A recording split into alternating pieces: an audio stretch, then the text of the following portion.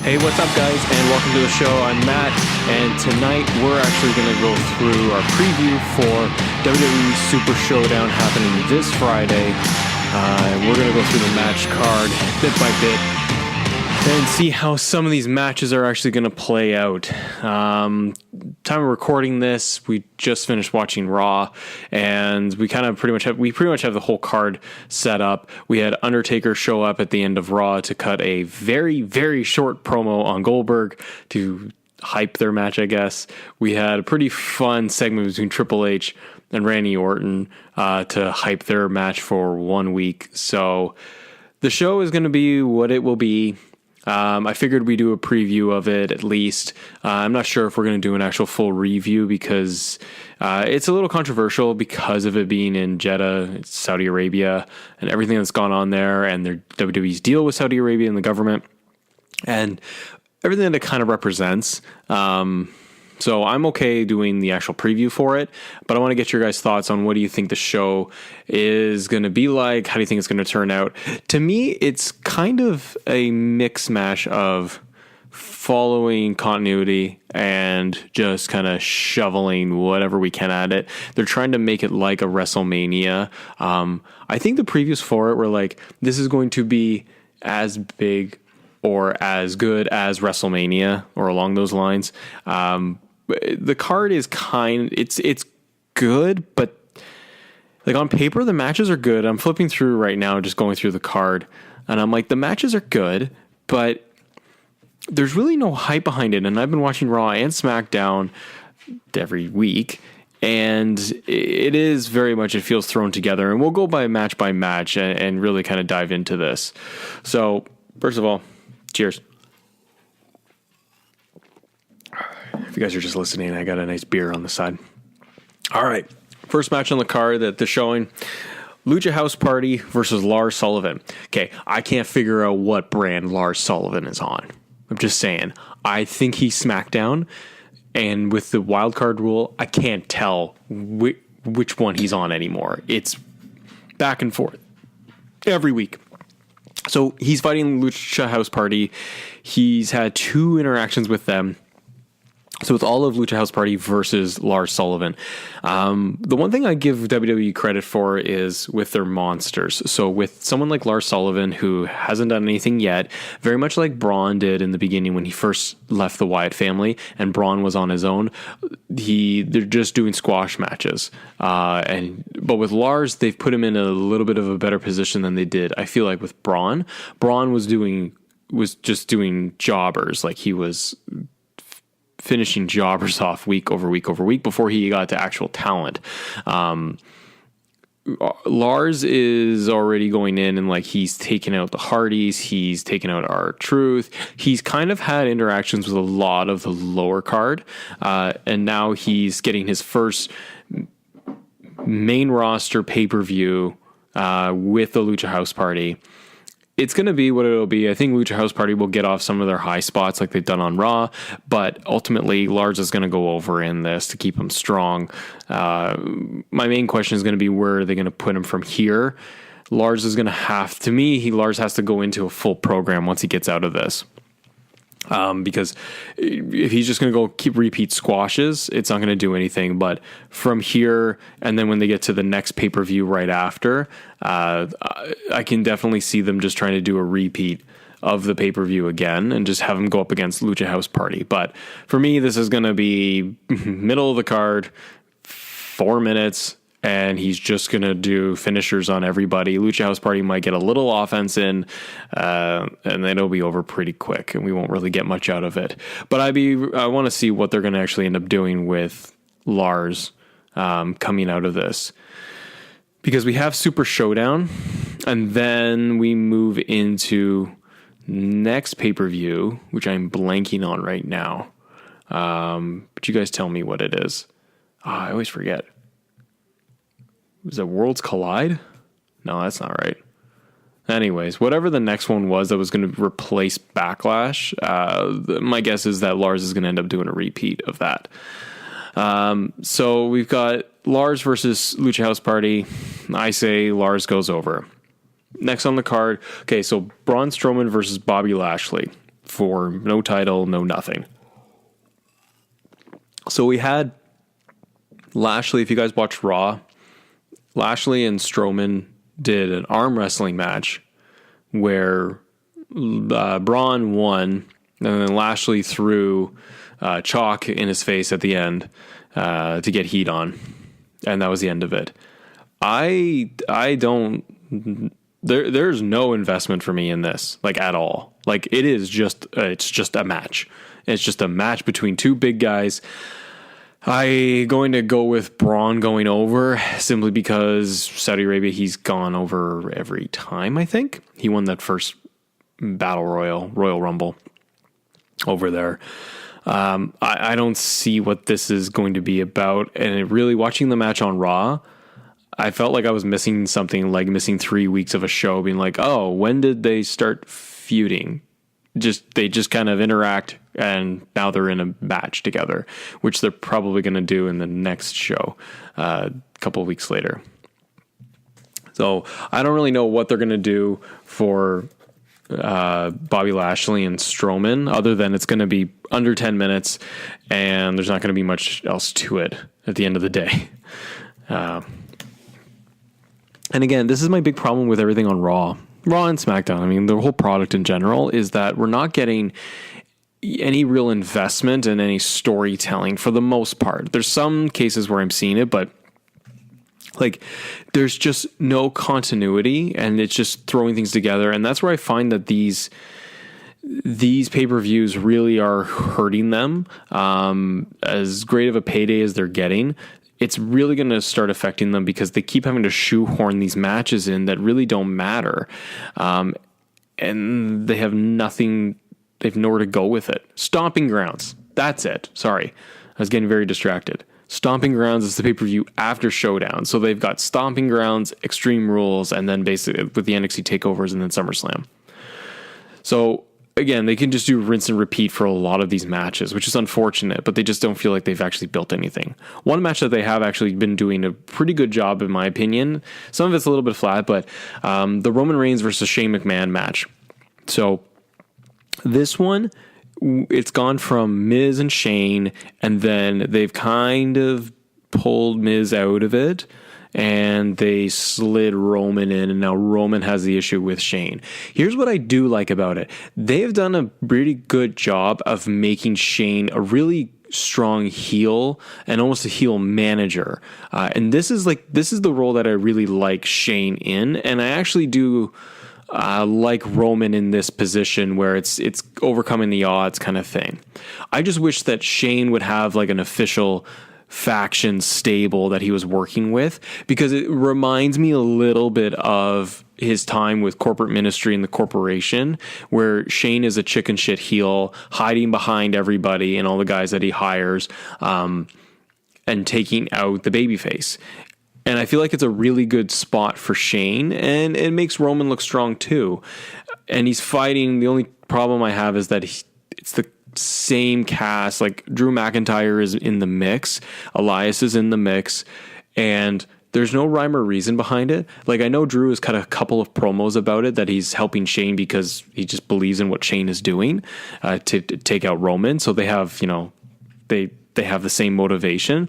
But it would be good if they took it one step further, where if they are going to make Drew more of the hitman, that they just have a promo for 2 minutes where Shane is paying off Drew or something like that, where we get some more motivation behind it while he's helping it, or have Shane pay off a bunch of superstars like the Revival, because on Raw we got the Usos and Roman versus the Revival and Drew, and then that all ended up in a mosh because with Shane getting interfering and all of that. But it would be cool if they actually set that up a little bit more of like, well, why did the Revival help Shane? Other than it was because they were actually trying to fight the Usos because they're in a program with them. It would be good if they were able to kind of connect those dots, and it would make Shane look even stronger if you had Roman and another babyface enter the mix, and they're trying to fight off Shane's whole like faction stable that he's created. For this one, you gotta admit and figure that Roman's gonna win. I don't think it was announced that it was going to be a street fight or anything. I don't see it any other way. I couldn't imagine this is just a straight up match when it's just Shane in there, because Shane has to be able to get his spots in.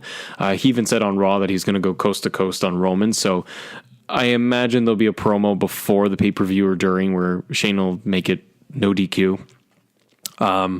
He won the world's greatest tag team, the trophy for last time in Saudi Arabia with The Miz. I don't think he's going to win this time. So got to figure Roman's going to go over and he'll spear him and that'll be the end of it. Again, it's kind of the theme for this. I probably should just title this of like, well, Super Showdown and then what, or so what, or where do we go from here? Because I'm curious as to what they're going to do with this after. To me, this actually has some legs and they have something to work with when you're dealing with Roman and Shane. I just don't know what you're going to do. And I feel like they rushed it a lot because you have two strong characters. You have a pretty strong heel in Shane. And if you let it actually grow a little bit and gave it some time, I actually thought that this would have been the match for SummerSlam. Which would have been a lot more compelling if you had, 2-3 months to build off of it. And you would have, to me, you should have had Roman having to beat the odds of going through Elias, going through Drew, going through some tag teams to ultimately get to a point where he was going to get his hands on Shane one-on-one in like a steel cage or something like that, where he couldn't hide and he couldn't hide behind anybody else. To me, that's what would have been even more compelling. And at this show, I mean, you could have done, why not do, still do it the Shane Roman feud, but make it a multi-man tag match with the Usos and Roman, just like they did on Raw, and throw Shane in the mix. Make it 4-on-3 and have Roman win. You still get the same result, and Shane still gets his spots, and you get everyone gets a spot in the match, but it still sets up. You could do a beatdown at the end of the match. You could do anything like that so that you could set up for the next month. And maybe Shane does it where it's a handicap match against Roman. And again, it's just to try and stretch it out a little bit further so that to me you could get and culminate it at SummerSlam where he can finally get his hands on it. The fans would be craving it a little bit more because they would hate Shane even more for always ducking behind kind of his goons. But nonetheless, I think Roman goes over and Shane eats a spear. Superman punch. 1, 2, 3. Roman Reigns wins everything. All right, next match on the card that has zero heat and nothing going for it. And it's too bad because the two guys in the match are amazing and there is no steam and there is no story and there is nothing built to it, which is just, to me, the encapsulation of what the pay-per-view is. Intercontinental Champion Finn Balor versus Andrade. And on WWE.com, they have it as the Demon Finn Balor versus Andrade. So, Finn Balor's winning. Balor hasn't been on TV. You guys tell me, but Balor hasn't been on TV in weeks. Like, since Mania. I thought he's been on Raw, he's been on SmackDown twice. And that's it? Like, I don't recall him doing anything. I know they've done a few matches where he's dealt with Andrade. But he's been off TV for weeks now, and Andrade wasn't on SmackDown, I don't think, last week, and he may or may not have been on the week before. But there's no heat to this match.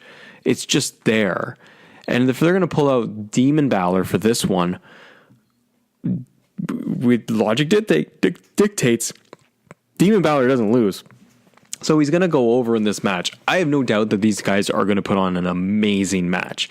They have all the skills. I love when Andrade does the knees in the turnbuckle where he runs full tilt into his opponent who's on the ground in the corner and double knees him and he spikes him. I think it just looks deadly.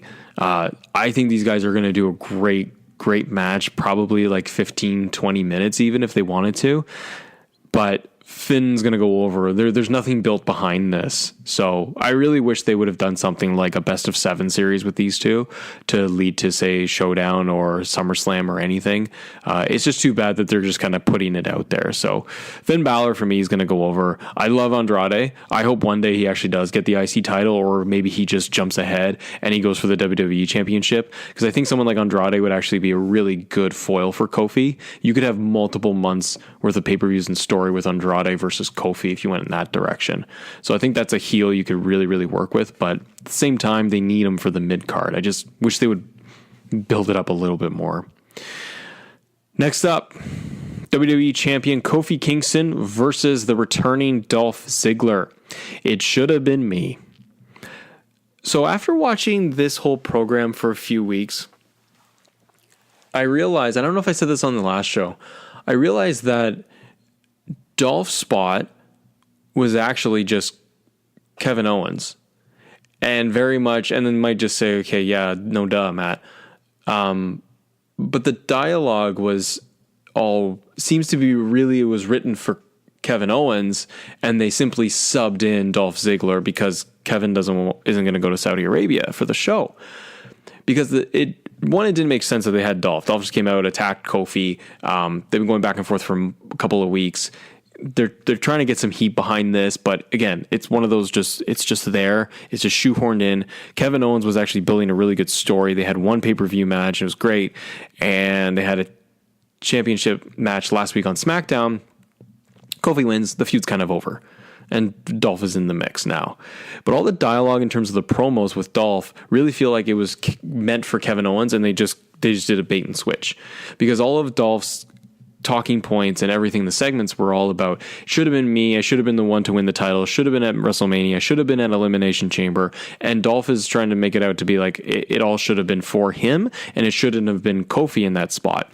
But that's really what was geared towards Kevin Owens, because Kevin Owens was off an injury for 6 months, and when he came back at a really weird time where they didn't bring him back for the Chamber. He didn't come in for WrestleMania. He missed these spots even though he might have been ready to go. And Kofi Kingston was the one who ultimately ended up in that spot. So they really didn't do anything with Kevin, and that's where Dolph came in. And again, it just feels like they substituted one guy, just literally slotted in for another. And it's too bad. I mean, but Kofi and Dolph, they could have even played off a little bit more of their history together. These guys came up right around the exact same time. They fought over the U.S. and Intercontinental title felt like for years. They could have done a lot more here to really kind of play off their backstory, because they've done a really good job with Kofi and explaining like his 11-year journey. In this one, there's just no way that Dolph is winning. So Kofi's going over for this one, in my opinion. And they've done what they can with it. It just feels very disjointed because you have Dolph running promos on Kofi. You also have another program with Kevin Owens almost happening simultaneously. And I don't know, doesn't really work. And where are they going to go in the next month? When is Dolph gone? Is he sticking around? And do you really want to see another match with Dolph Ziggler versus Kofi, or Dolph Ziggler versus anybody, really? And I'm not trying to knock on Dolph, but we've seen everything he's going to do, I feel, and we're not getting anything new and nothing new for his character. It just feels like it's just recycled, and he's just trying to play this bitter guy that he didn't get what he wanted. There's nothing else that he can do with this. So, in my opinion, I mean, Kofi goes over. Universal Champion Seth Rollins versus Baron Corbin. Oh, I love me some Baron Corbin, because he's just so stupid looking. But he plays a good role for it. Okay, this one has little to no momentum. Corbin won a match, so now he gets the Universal title shot. And the real story that's going on is Brock threatening to cash in on Seth. So if you watched Raw last night, the entire show was built around Brock is going to cash in. Brock's going to cash in. And finally, towards the end of the night, Brock does a giant beatdown on Seth. And it was good. For the beatdown itself, for that segment, that part was excellent. And Seth sold it really, really well. And it looked like it hurt, and I'm pretty sure he was bleeding from his back. Those chair shots they took from Brock were really vicious. It just didn't make much sense, though, overall, because They tease the entire cash in all night. They say it's going to happen. Stephanie McMahon puts out a memo and a video and all this stuff saying that Brock will cash in Money in the Bank. And then they build to it, does the beatdown. And instead of cashing in, Brock turns to Paul Heyman and says he's going to cash in on Friday at Super Showdown. And he says, Friday? And he goes, Friday. Their only reason, and they didn't explain it, and that was the problem with it. Brock should have gotten on, in my opinion, the microphone, turned around, and said, beat Seth down just as he did, exactly the same, but just pick up the mic at the end and say to Seth, I'm coming after you, not tonight. I might come at you at Friday, but I got a whole year to beat you down and just make you terrified of me, because I'm coming for you anytime I feel like it. And drop the mic and go. To me, if he did something like that, he builds more credibility for what he's doing. It gives Brock the entire year, because he has it, but it plants the seed of Brock can come after Seth anytime to jump him, to just destroy him whenever he feels like it, and it builds Brock into an even bigger threat than he is. Seth keeps talking about how he's not the same beast, and basically Seth isn't afraid of him anymore, and then he gets completely annihilated by Brock. I would have done something like that. Keep the beat down and all of that, but if you had Brock come out at Showdown and SummerSlam and all the major pay-per-views and maybe some spots on Raw here and there, and all he did was come out and just jump Seth and beat him down and tease the cash in and walk away every single time, it makes Seth way more vulnerable. There's every match that Seth then is in that's got some steam or it's a pay-per-view, everyone is going to be wondering if Brock is going to show up and if he's going to cash in or if he's just going to destroy him. And you can get some spots where maybe Seth can come back or push him back or whatever, but you can to me, you could have done a lot more with that. Instead, we get just Brock is going to announce that he's going to cash in on Friday. And even with that, he could have just said, I'm not cashing in tonight. I'm cashing in on Friday because I'm going to get a bigger payday out of it. That's why I'm cashing in on Friday. Screw you and screw cashing in on Raw. I'm not going to make as much money doing it tonight.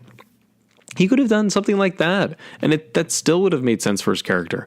But to beat him down completely and then do nothing, just not cash in, it's you could have just turned him over and put your foot on him and pinned him and you won the title.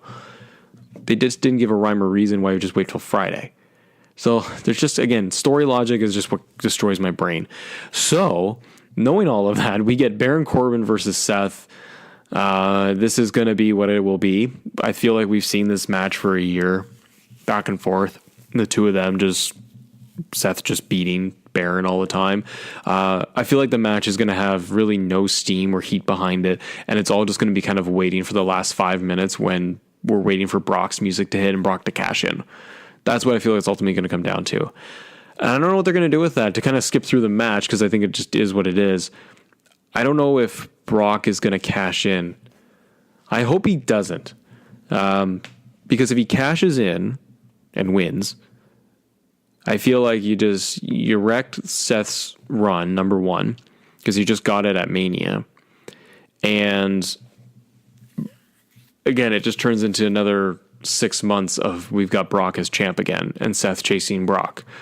I feel like they need to prolong it. Maybe Seth cuts off Brock. Maybe Brock does try to tease the cash in and Seth actually stops him.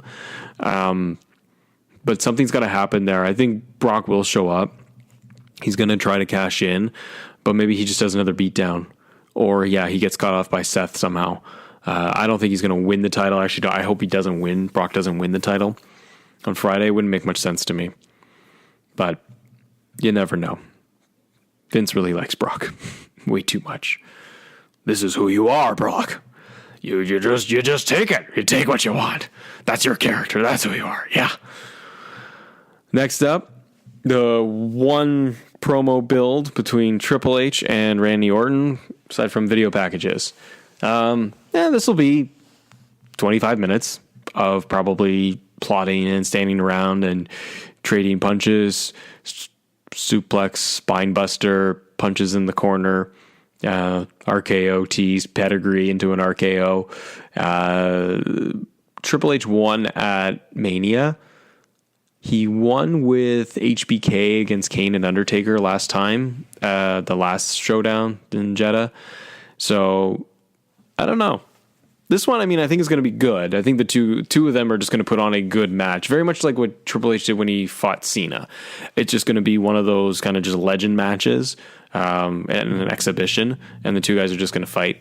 I don't know. I mean, Randy hasn't been on TV at all for quite a while. And Triple H just came off of his shoulder injury. He fought Batista at Mania and won. So I don't know. I mean, I always like Triple H matches. Even though they're getting a little bit slower, not as entertaining anymore. But Randy Orton can still pull off a really good match too. I do worry that the two of them are just going to be so slow and plotting that they're not going to do anything. But the two of them are probably have a lot of fun because they haven't done this match in a long time. They know each other really well, and very much like the Batista match with Triple H at Mania. I think the two of them would just have fun with it. I thought the promo on Raw was fun. It started off with, Triple H being very meta about it and saying, like, we come out and we do a promo, we talk about how we're going to beat each other. And then Orton comes out and then they go back and forth. And then Orton delivers the line as Triple H is walking out. And he's like, oh, do me a favor, would you? When you're getting ready for Super Showdown or whatever he said, he's like, just remember to try and take your balls out of Stephanie's purse. And when you deliver that line, you could see that Orton was trying really hard not to laugh, and it perked up Triple H. And then he came back in the ring, and the crowd even popped for it, and they actually came up because it felt exciting, and it felt like they were just going to go back and forth, and then Triple H just delivered a one-liner back. But it felt like that was a little bit more improv by Randy, and they were both looking like they were trying not to laugh. So I think it'll be a fun match. It's a toss-up for me, but let's just say Triple H goes over. It really wouldn't matter either way. They could decide them before they go out there what the finish is going to be. It doesn't hurt either guy. There's no real story back here other than their history. So I'm a Triple H guy, so I'm going to say Triple H wins. What else do we have, guys? We have the Undertaker versus Goldberg. So I mentioned this at the beginning of the show.